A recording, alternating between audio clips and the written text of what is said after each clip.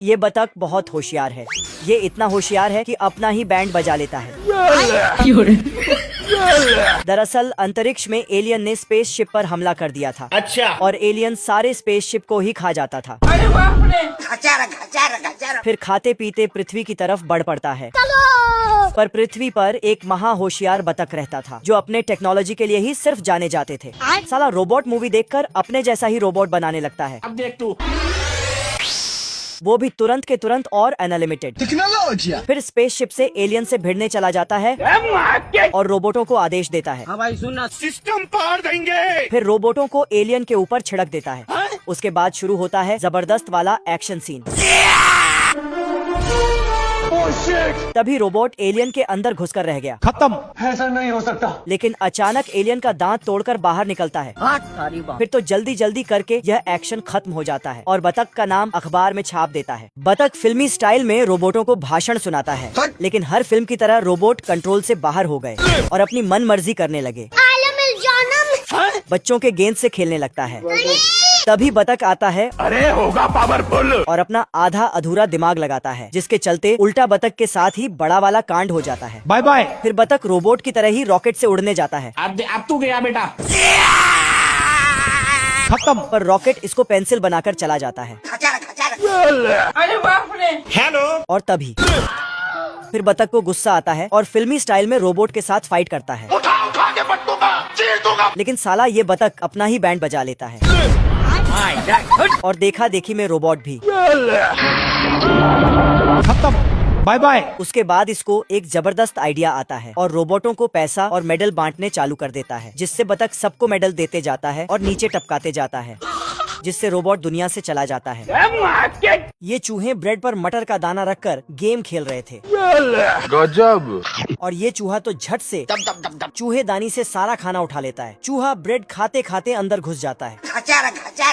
फिर पेट भर के खाता है, लेकिन साला चल ही नहीं पाता है। इस चूहे ने चॉकलेट खाया पर अंदर कैद हो जाता है। बिल्ली मजे से सो रहा था। तभी घर का मालिक आता है और बिल्ली को बोल रहे हैं पढ़ने निकले वाले छात्रों को। फिर बिल्ली नीचे आके सो जाता है। ये चूहा आकर चेक करता है, फिर अपने सभी दोस्तों को चिट्ठी भेजता है। ओ भाई ये क्या है? तो सब चूहे फ्री फोकट का खाना खाने निकल लेता है। चुप कर, मुंह बंद। सभी चूहे धीरे धीरे चुपके चुपके बिल्ली के सामने से निकलता, पर अचानक तो कौन था यू? बिल्ली खिड़की बंद करके आराम से खर्राटे लेने लगता है। हम्बा हम्बा रम्बा रम्बा कम्बा कम। इधर चूहे लिफ्ट में चढ़ता है चलो। और अलग अलग कमरे में जाने लगता है। चल चल चल चल। बाबू। ये चूहा अपने पूंछ से बोतल का ढक्कन खोलता है, बाप रे। लेकिन खुद ही दूसरे बोतल में बंद हो जाता है। इस चूहे ने थोड़ा कसरत किया और बिना देखे ब्रेड निकाल के खाने लगता है। तभी बिल्ली चूहों को देख लेता है। साले को छोड़ूंगा नहीं। फिर चुपके से जाता है। इधर चूहे ने गलती से क्रैकर्स खा लिया था। 4 चूहे मिलके चिकन को काट के खा रहा था। तभी अचानक बिल्ली आके, ये क्या हो गया? साले कुत्ते। साला बिल्ली तो चिकन अल्ली बन जाता है। चूहे ने फटाक से दरवाजा बंद कर दिया और फिर चूहों ने मिलके इसको सिगरेट थमा दिया। इसी मौके पर घर का मालिक आ जाता है। अब तू गया बेटा। तुम्हें शर्म है कुछ? मैंने कुछ नहीं किया। बिल्ली को 2-4 सुना के फिर तो चूहों के मजे ही मजे हो गए। बेखौफ होकर खाना खाने लगे। ये देना। घर का मालिक आता तो उनको मारपीट के भगा देता है। तो ये जाके बिल्ली को वापस बुलाता है।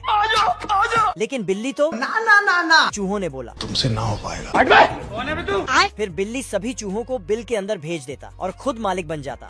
इन सभी ने जलपरी को पकड़ लिया तो व्हेल मछली ने छोटे मछली को अपने मुंह में भरा और जिससे उनका जहाज कट जाता है। और डाकू ने जलपरी को बॉक्स में बंद कर दिया। Bye bye. तो समुद्र के सभी जानवर, मछलियों से लेके ऑक्टोपस तक, सब जलपरी को बचाने चला गया। साले को छोड़ूंगा नहीं।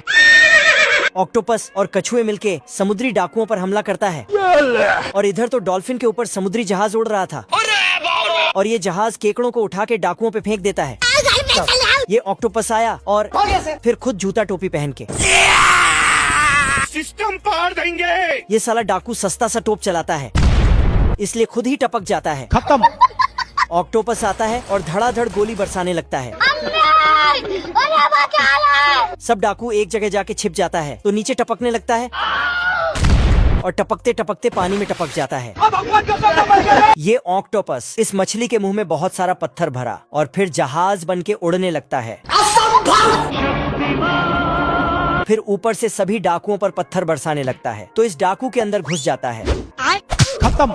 समुद्र के रखवाला आजाद होता है। जय महेश्वती। फिर डाकुओं के नाव को उठा के फेंक देता है। उसके बाद पानी में बवंडर लाता है। फिर नाव को समुद्र के रखवाला नाव को पानी के अंदर ले जाता है। फिर जलपरी भी डाकुओं के कैद से आजाद हो जाती है। दोस्तों, एक लाइक और एक कमेंट कर देना।